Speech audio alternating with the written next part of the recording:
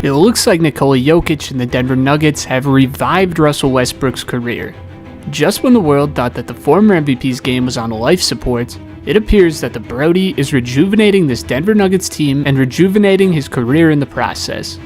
Despite being a somewhat disappointing 18-13 on the season, the Nuggets are currently 8-2 with Russell Westbrook in the starting lineup, and 9-2 when Russ is playing over 30 minutes, while the team is 9-11 when Russ is playing 30 or less.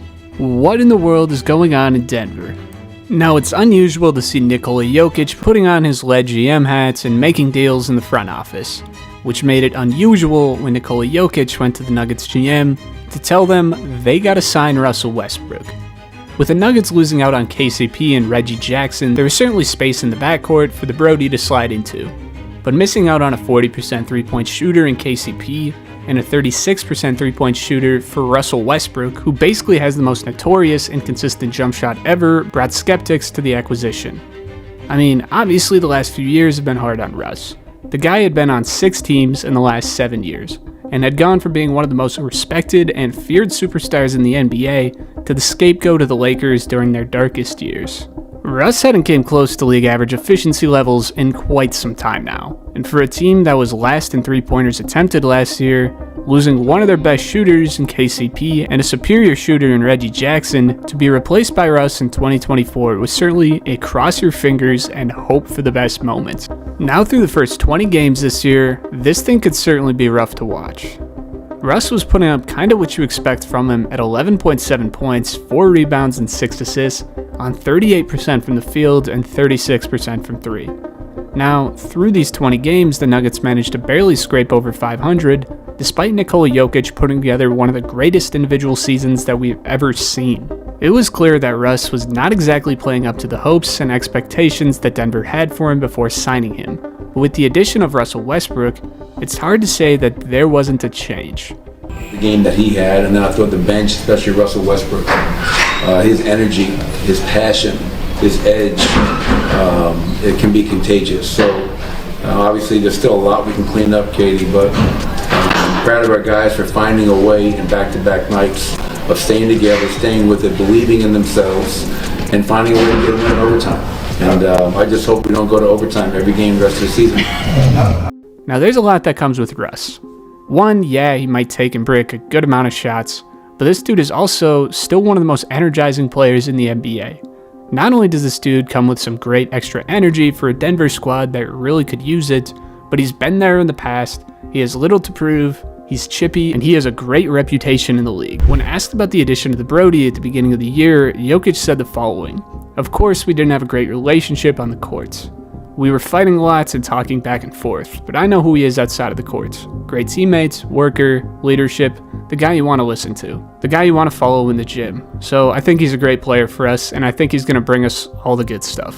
The last third of vets in the league are certainly underappreciated by most teams. At a time where everyone but a few teams is going all out on young players, there's not too many spots for these guys left. But for guys like Christian Braun and even Jamal Murray, to have the ability to learn under Russ is something that no coach would be able to teach in a guy. But when it comes to Russell Westbrook's impact on the Denver Nuggets, it certainly isn't just as a hype man and a locker room guy. In many ways, he's changing how these guys play. Mike Malone has put a big focus on letting Russ be Russ this year, and that certainly played an impact in speeding up this Denver team.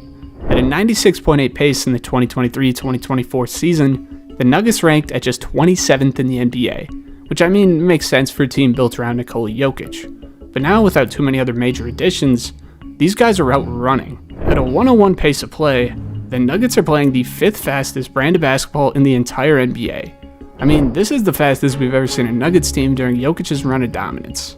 These guys are now getting to the stripe at a much higher rate, now shooting 25 a game compared to just 20 last season, jumping them from the bottom 5 in the NBA to number 1. After the not-so-hot start to the season for the Nuggets and some injuries to Jamal Murray, Russ sliding in the starting lineup has been pivotal for the Nuggets in more than one way. A big reason for the Nuggets' struggles this year have stemmed from the defensive side of the ball, and their perimeter defense in particular. The Nuggets are currently ranked the 4th best offense in the NBA this season, which is actually an improvement from that of last year. But falling from 8th in the NBA to 19th on the defensive side of the ball has certainly been the team's Achilles heel, but this is where Russell Westbrook has certainly made the biggest improvement to his game in recent years. Now, after that fiasco on the Lakers, Westbrook actually was putting together some pretty good games with the Clips. Russ at his prime wasn't really known as the best defender in the world, although not bad, primarily due to his monstrous role as an offensive juggernaut. But while taking a backseat on the Clips a bit, with all of the extra scoring talents around him, Russ started to actually take a lot of pride in the defensive side of the game, and he full-on flourished. And now it's clear he's taken that energy right along with him to Denver. Great leader, plays with an attack mindset. And as I said, probably on media day, I think the one thing that people don't talk enough about when you talk about Russell Westbrook is his defense. So that doesn't surprise me, but I think it's surprising some people. I think Russell Westbrook is a guy, if you watch the game, you study the game last couple of years, he was in the game in closing situations. He was in the game to guard the other team's best player. Russell Westbrook's a bit of a ball stopper, with an estimated defensive plus-minus of 1.6, putting him among the top 10% of defenders in the NBA. This is just flat out crucial for the Nuggets, who often get shot out of games, while guys like Jamal Murray are kind of defensive liabilities. Being able to throw out Russ with Christian Braun has not only greatly helped his team's perimeter defensive struggles, but has further sped up this team's pace, giving them more of a 3D offense than just letting Jokic get inside and forcing the game through him. Russ is currently second in defensive win shares on the team, right behind Jokic, who leads the league in pretty much every fucking stat. But the defensive impact that Russ is having on this team is incredible for his old age. This guy is still going to be able to force pressure and make things happen even in a wheelchair. When it comes to finding success on the Denver Nuggets, it begins and ends with being able to coexist with Nikola Jokić. Lucky for us, this is an incredibly easy thing to do. And lucky for Denver, this pairing is working out better than we could have expected.